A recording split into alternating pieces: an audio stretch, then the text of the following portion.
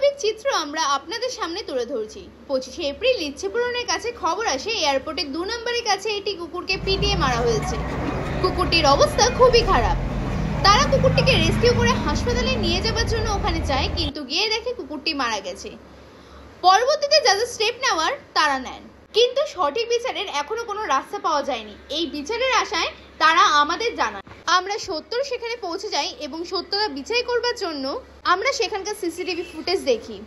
সেই সিসিটিভি ফুটেজের কিছু অংশ আমরা আপনাদের সামনে তুলে ধরছি।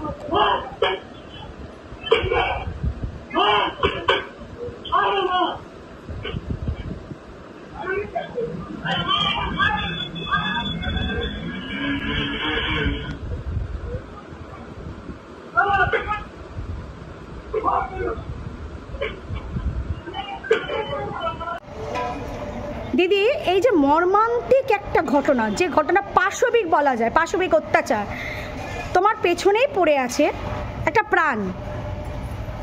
কি বলবে, কিভাবে আজকে ঘটনাটা হলো, কি তুলে ধরবে তুমি আমাদের মাধ্যমে দর্শক বন্ধুদের কাছে?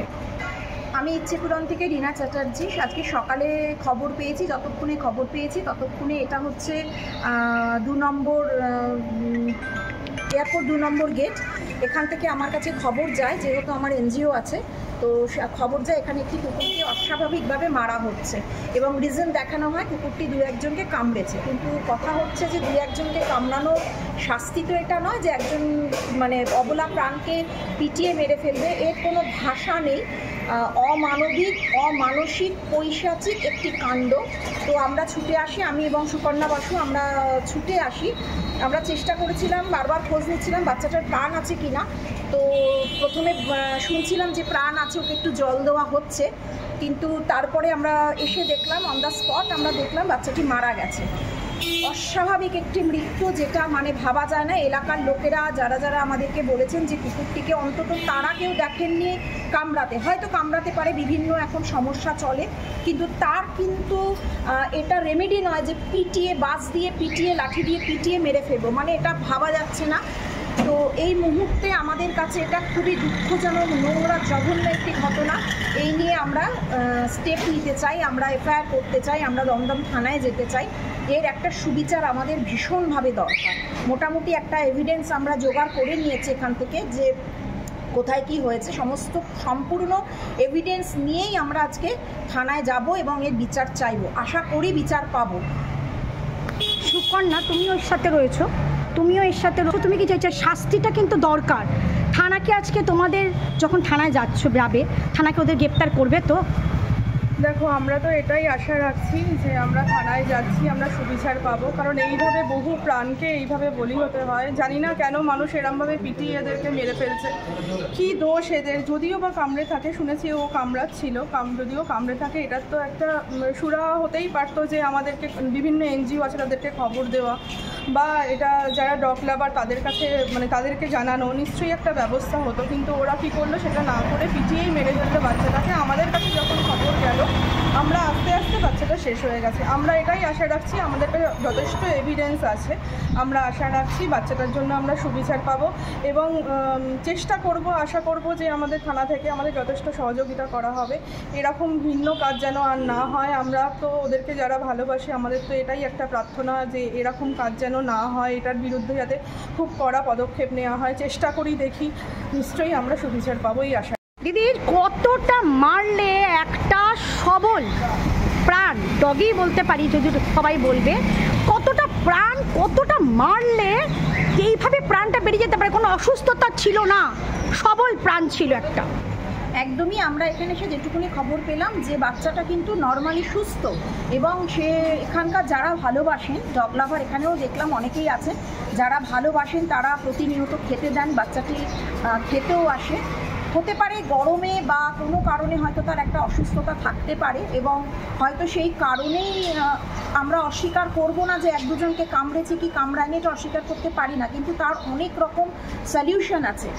সবচেয়ে বড় কথা, প্রাণ তো শুধু মানুষের প্রাণ না, সব প্রাণেরই প্রাণ। অস্বাভাবিক অমানবিকভাবে যদি না মারে, এভাবে একটা প্রাণ চলে যেতে পারে না। কারণ সামান্য ইটের আঘাত কি একটা লাঠি দিয়ে কেউ মারলো, তাতে হয়তো তারা এই অবলা প্রাণগুলো কেউ করে কাঁদবে কি দৌড়ে পালিয়ে যাবে, খুব বেশি হলে হয়তো পা ভেঙে গেল কি মাথায় আঘাত পেলো, কিন্তু একটা প্রাণ বের করে দেওয়া মানে এটা ভাবনা চিন্তার বাইরে। সে কতটা মারলে একটা প্রাণ বেরিয়ে যায়, সেটা মানুষ হোক আর অবলা প্রাণীই হোক। তো মারটা মারি, মৃত্যুটা মৃত্যু। সেটা আমরা যদি মানুষের বিচার চাইতে পারি, আজকে আমরা এই অবলা প্রাণীদের জন্য লড়াই করব, এই অবলা প্রাণীদের জন্য আমরা আজকে থানায় যাব এবং এর একটা সুবিচার চাইব। এই এলাকায় অনেক দাদারা আছেন যারা কিন্তু অনেকটা হেল্প করছেন, অনেক মানুষ আছেন যারা এর বিরোধিতা করছেন। হতে পারে অনেকে মিডিয়ার সামনে বা থানার সামনে যেতে ভয় পায়, স্বাভাবিক, বিভিন্ন রকম সামাজিক বাধার জন্য। দিদি, এইখানেই তোমাকে একটা কেটে কথা বলবো, যারা মেরেছে তাদেরকে তারা ভয় পাচ্ছে বলছো? যে ফুটেজটা আমরা দেখেছি ওরা হয়তো যতদূর সম্ভব সবজি বিক্রেতা, তাই দেখলাম আমরা। তা সবজি বিক্রেতা কে এতটাই ভয় পেয়ে সবাই মুখ বন্ধ করে রয়েছে? একজন সবজি বিক্রেতা যে মেরেছে, যেটা আমরা ফুটেজে পেয়েছি, সেটা কিন্তু এই নয় যে সে একাই হঠাৎ ইনিশিয়েটিভ নিয়ে মেরে দিল। কেউ তাদেরকে উস্কিয়েছে, তাকে বলেছে, সেও অ্যাগ্রেসিভ হয়ে গিয়ে মেরেছে। যদিও সেটা কখনোই কাম্য নয়, আমাকে কেউ উস্কালে আমি কাউকে মেরে দেব না। তার মানে একের অধিক এর মধ্যে যুক্ত আছে, সবারই শাস্তি আপনারা চাইছেন? একদম। যেটুকুনি এভিডেন্স পেয়েছি তাতে যাদের ছবি আছে, আমরা তো ফার্স্ট তাকেই বলবো এবং তার পেছন ধরে যদি বাকি সবাইকে ধরা যেতে পারে আমরা ভীষণভাবে খুশি হব। কারণ এটা একদিনের না, একটা জায়গার না, শুধু 2 নম্বরের না, জায়গায় জায়গায় এরকম হচ্ছে। গরম জল ছিটিয়ে দিচ্ছে, লাঠি দিয়ে মেরে দিচ্ছে, পা মাথা ভেঙে দিচ্ছে, মৃত্যু তো আছেই। আমরা ভীষণভাবে যারা ডগ লাভার, আমরা খুব চিন্তিত এই প্রাণগুলোকে রক্ষা করার জন্য। 24x7 নিউজের বাবলিকে আমরাই খবর দিয়েছি। বাবলি, ভীষণ থ্যাংক ইউ। আমি চাই এই ঘটনাটা যেন ভীষণভাবে প্রচার হয়।